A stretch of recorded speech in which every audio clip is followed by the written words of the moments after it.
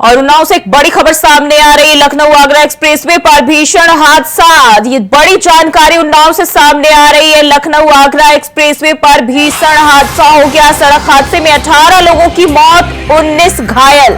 तो ये बड़ी जानकारी उन्नाव से। लखनऊ आगरा एक्सप्रेसवे पर भीषण हादसा हो गया। सड़क हादसे में 18 लोगों की मौत हुई है, वहीं 19 लोग घायल हुए हैं। डबल डेकर बस टैंकर की हुई टक्कर। मोतिहारी से दिल्ली आ रही थी डबल डेकर बस।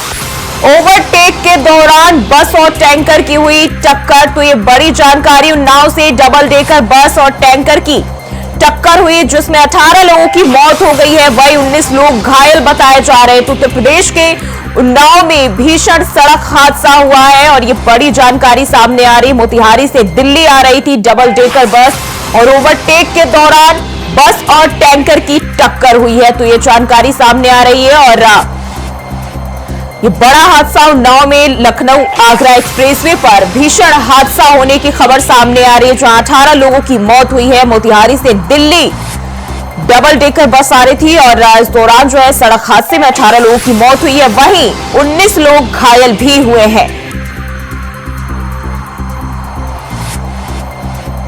तो बड़ी जानकारी सामने आ रही है उन्नाव से। मोतिहारी से दिल्ली आ रही थी डबल डेकर बस और यहां लखनऊ आगरा एक्सप्रेसवे पर टैंकर और डबल डेकर बस की टक्कर हो गई और ये जानकारी बताया जा रहा है, जिसके बाद बस कई बार पलटी और इस हादसे में 18 यात्रियों की मौत हुई है, जबकि 19 से ज्यादा घायल बताए जा रहे हैं।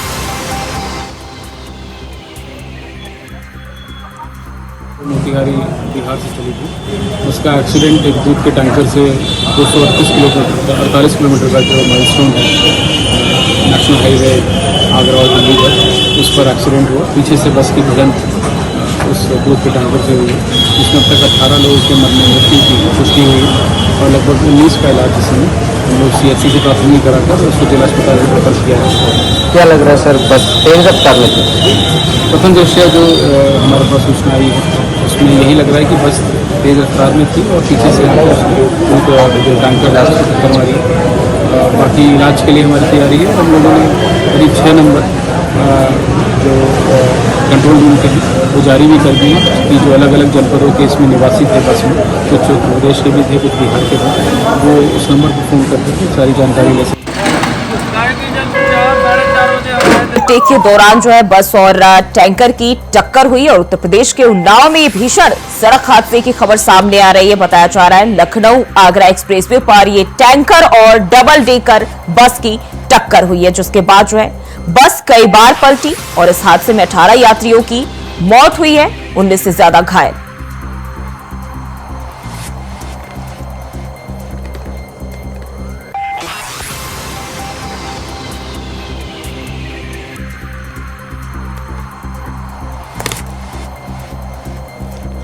और इसी खबर पर ज्यादा जानकारी के साथ उन्नाव से निखिलेश प्रताप सिंह हमारे साथ जुड़ गए। निखिलेश, जिस तरीके से बड़े हादसे की खबर सामने आ रही, बताया जा रहा है 18 यात्रियों की मौत हुई है, 19 से ज्यादा घायल हुए, इसको लेकर जो है क्या जानकारी मिल रही है? कब यह हादसा हुआ, क्या जानकारी है इसको लेकर?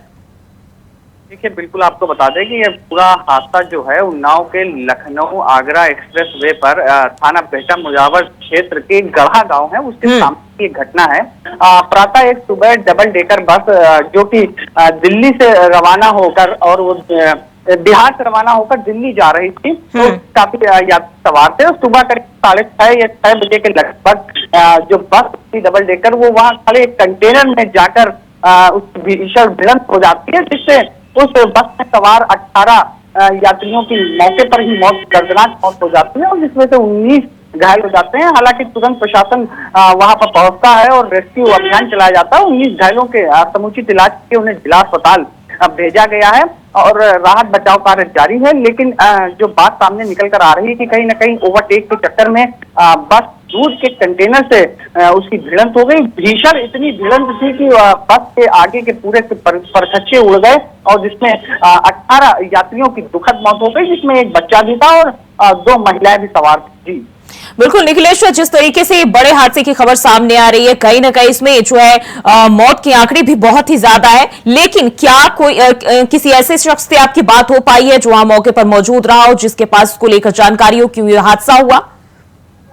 जी देखिए, आपको बताएं कि ग्रामीणों की अगर बात करें तो ग्रामीणों ने बताया है कि ओवरटेक करते समय ओवरटेक को लेकर ही ये हादसा हुआ है। इसकी जो मुख्य वजह है वो ओवरटेक निकलकर सामने आ रही है।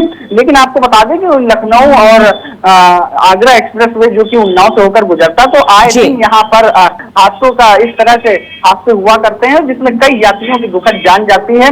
और ये जो बस थी बिहार से रवाना होकर दिल्ली जा रही थी और मौके पर राहत कार्य बचाव जारी है और जब सभी घायलों का इलाज जिला अस्पताल में चल रहा है। इस वक्त हम जिला अस्पताल में ही मौजूद हैं। और निखिलेश, जिस तरीके से आपने बताया कि आप जिला अस्पताल में हैं, लेकिन वहां जो घायल आए हैं, क्या उनके किसी परिजनों से आपकी बातचीत हो पाई है? जी देखिए, अगर परिजनों की बात करें, क्योंकि जो बस थी वो दिल्ली के बिहार से रवाना हुई थी, तो जो परिजन हैं जो घायल हैं वो भी बिहार के, हालांकि उनके परिजनों को सूचना दे दी गई है प्रशासन, उन्नाव प्रशासन की तरफ से। अब जैसे ही परिजन आते हैं उनका इलाज समुचित इलाज जारी है। इस मामले में मुख्यमंत्री योगी आदित्यनाथ ने भी संज्ञान लिया है और सीधे उन्नाव जिलाधिकारी को निर्देशित किया है कि घायलों के इलाज में किसी भी तरह की कोई भी कमी न रह जाए और उनका इलाज जो है समुचित किया जाए। हालांकि अभी मुआवजे की कुछ अभी ऊपर से निर्देश नहीं आया है और अभी उसका भी आने का इंतजार है कि उन्नाव जिलाधिकारी जो कि 18 लोग जिनकी दुखद मौत हो गई है उनको किस तरह से मुआवजा सरकार द्वारा दिया जाता है। घायलों का इलाज समुचित कराया जा रहा है और उन्नाव जिला प्रशासन मौके पर मौजूद है और उनके इलाज की समुचित व्यवस्था के लिए अग्रसर है। जी बिल्कुल निखिलेश, चाहेंगे कि अगर मुनासिब हो तो आप जरा अंदर जाके अस्पताल में घायलों से बातचीत करें, कोशिश करें वहां का जो नजारा है वो दिखाए, साथ ही प्रशासन को लेकर भी जानकारी दें। देखिए, प्रशासन को लेकर अगर बात करी जाए तो उन्नाव डीएम गौरांग राठी ने अभी वो यहीं पर मौजूद थे और हालांकि अभी वो यहाँ से निकल चुके हैं। उन्होंने साफ साफ डॉक्टरों को निर्देशित कर दिया किसी भी तरह की कोई भी लापरवाही बर्दाश्त नहीं की जाएगी।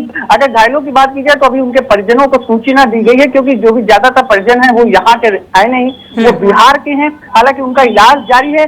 अगर हम बात करेंगे अंदर जाने की तो अभी उनका इलाज चल रहा है। डॉक्टर ने अभी पूरी तरह से मना किया हुआ है।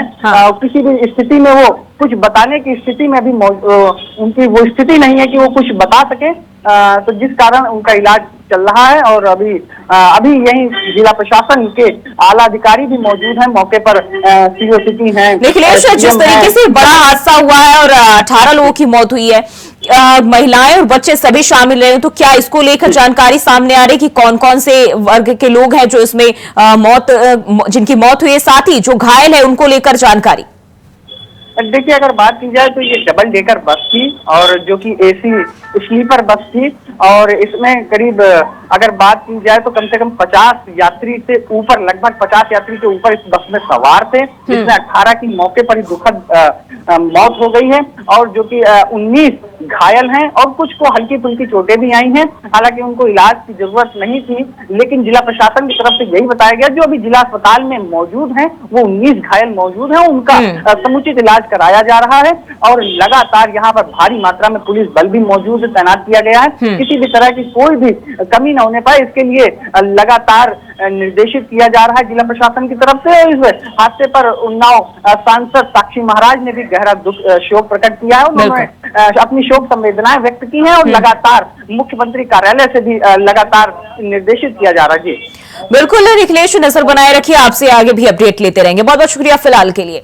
और वहीं बढ़ते आगे हाथरस भगदड़ कांड पर मायावती ने किया पोस्ट, सोशल मीडिया एक्स पर मायावती ने किया पोस्ट एसआईटी की भूमिका पर मायावती ने उठाया सवाल। तो ये जानकारी हाथरस भगदड़ कांड को लेकर मायावती ने पोस्ट किया है, सोशल मीडिया प्लेटफॉर्म एक्स पर पोस्ट किया और एसआईटी की भूमिका पर मायावती ने सवाल उठाए हैं। एसआईटी की रिपोर्ट राजनीति से प्रेरित लगती है, तो मायावती ने साफ तौर पर कहा है एसआईटी की रिपोर्ट राजनीति से प्रेरित लगती है। बाबा को एसआईटी ने क्लीन चिट दे दिया, मायावती ने कहा है बाबा को, भोले बाबा को एसआईटी ने क्लीन चिट दे दिया है। तो ये जानकारी हाथरस भगदड़ को लेकर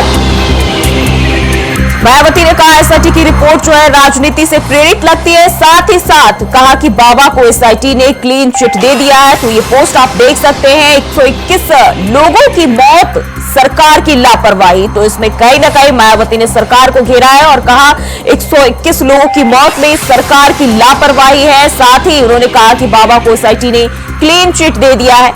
तो आपको बता दें कि भोले बाबा जिनके सत्संग में हाथरस में जो भगदड़ मची थी, जहां 121 लोगों की मौत हुई थी, और अब इसको लेकर मायावती ने ये एक्स पर पोस्ट किया है और एसआईटी को लेकर निशाना साधा है सरकार पर। उन्होंने कहा बाबा को एसआईटी ने क्लीन चिट दे दिया, 121 लोगों की मौत सरकार की लापरवाही है। तो हाथरस भगदड़ कांड पर मायावती ने पोस्ट किया और एसआईटी की भूमिका पर सवाल उठाए हैं।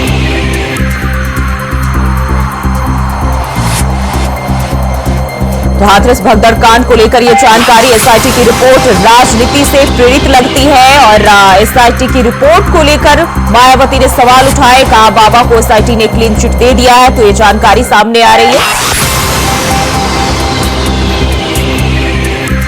121 लोगों की मौत सरकार की लापरवाही है। तो हाथरस भगदड़ कांड पर मायावती ने पोस्ट किया और एसआईटी पर सवाल उठाए हैं।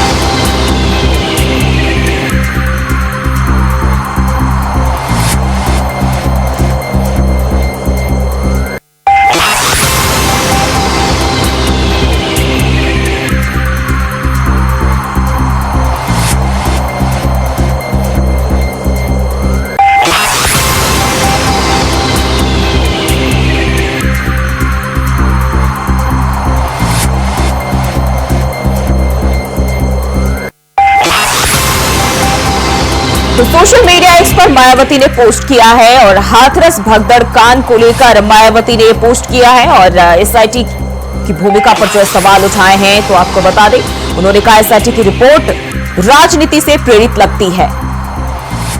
और इसी खबर पर ज्यादा जानकारी के साथ मोहम्मद आसिफ लखनऊ से हमारे संवाददाता हमारे साथ जुड़ गए। आसिफ, अब जो है हाथरस भगदड़ कांड को लेकर लगातार सियासत जो है बढ़ता ही जा रहा है और एक के बाद एक जो तमाम नेता है वो इस पर कुछ न कुछ जो है पोस्ट कर या अपने बयानों के जरिए सरकार को घेरने की कोशिश कर रहा है। यहाँ मायावती ने भी पोस्ट किया है और एसआईटी की भूमिका पर सवाल उठाए। जी बिल्कुल, यही हादसा मामले में इस तरह से सियासत हो रही है। अब राजनीतिक हलचल तेज हो चुकी है। अगर बात करें एसआईटी जांच रिपोर्ट की तो उस पर बसपा प्रमुख मायावती ने बड़ा हमला बोला है और सीधे आरोप लगाया है एसआईटी जांच पर गई है, इससे कहीं बढ़ गई है और इस तरह से बसपा प्रमुख मायावती की आदत है तरह से एसआईटी लगती है। इस तरह से परिणाम हो सकते हैं। जरा किया है। जी बिल्कुल आसिफ, आपकी आवाज नहीं आ रही है, दोबारा से जोड़ने की कोशिश करेंगे। तो एसआईटी की भूमिका पर मायावती ने सवाल उठाए हैं और एसआईटी की रिपोर्ट को राजनीति से प्रेरित बताया। तो अपने सोशल मीडिया अकाउंट एक्स पर मायावती ने पोस्ट किया है। तो बसपा सुप्रीमो मायावती ने पोस्ट कर सरकार को घेरा है और एसआईटी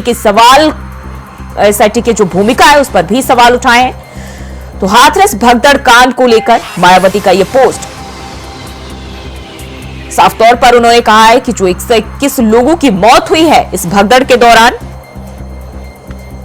उसमें कहीं ना कहीं सरकार की लापरवाही है।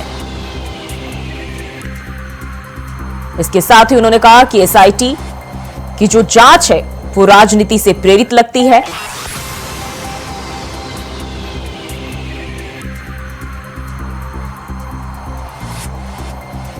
और 121 लोगों की जो दर्दनाक मौत वो कहीं ना कहीं सरकार की बड़ी लापरवाही से सामने आती है। तो बसपा सुप्रीमो मायावती ने हाथरस भगदड़ कांड को लेकर जो है पोस्ट किया है अपने सोशल मीडिया अकाउंट एक्स पर।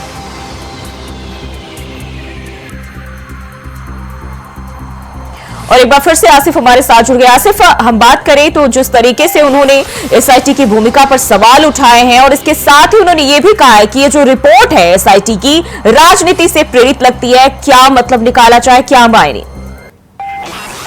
ये बिल्कुल जो है जिस तरह से हाथरस हादसा हुआ उसमें 121 लोगों की मौत हो गई और साथ ही साथ कई लोग घायल हो गए और इस हादसे के बाद लगातार सियासत भी तेज हो चली है। अगर बात करें समाजवादी पार्टी की तो समाजवादी पार्टी प्रमुख अखिलेश यादव ने भी हाथरस हादसे मामले में सरकार को पूरी तरह से घेरने की कोशिश की। वहीं अगर बात करें बसपा की तो बसपा प्रमुख मायावती लगातार हाथरस हादसा मामले में ढोंगी बाबाओं के खिलाफ कार्रवाई की लगातार मांग करती चली आ रही है। और अब भोले बाबा की बात करें तो उन्होंने पहले ही बड़ा हमला बोला था कि ऐसे बाबाओं के खिलाफ सरकार कड़ा से कड़ा एक्शन ले और साथ ही साथ SIT की टीम के बारे में भी बसपा प्रमुख मायावती ने लिखा था कि SIT की जांच। बिल्कुल आसिफ, बहुत बहुत शुक्रिया तमाम जानकारी के लिए। तो सोशल मीडिया एक्स पर मायावती ने पोस्ट किया और आप अपने टीवी स्क्रीन पर देख सकते हैं। और वहीं बढ़ते आगे उत्तराखंड की 2 सीटों पर आज उपचुनाव, मंगलौर बद्रीनाथ विधानसभा सीट पर उपचुनाव। तो ये बड़ी जानकारी, मंगलौर बद्रीनाथ विधानसभा सीट पर उपचुनाव और उत्तराखंड की 2 सीटें हैं जिन पर जो है उपचुनाव हो रहे हैं। बद्रीनाथ में बीजेपी कांग्रेस में है सीधी टक्कर, मंगलौर में बीजेपी कांग्रेस और बसपा में त्रिकोणीय मुकाबला। तो ये जानकारी उत्तराखंड से मंगलौर बद्रीनाथ विधानसभा सीट पर उपचुनाव हो रहे हैं। और बात करें बद्रीनाथ सीट की, यहाँ बीजेपी कांग्रेस में मुकाबला है, वहीं मंगलौर में देखें तो त्रिकोणीय मुकाबला जो कि बीजेपी कांग्रेस और बसपा के बीच। तो उत्तराखंड से ये जानकारी सामने आ रही है और उत्तराखंड की 2 सीटों पर उपचुनाव हो रहे हैं। मंगलौर और बद्रीनाथ विधानसभा सीट पर उपचुनाव हो रहे हैं।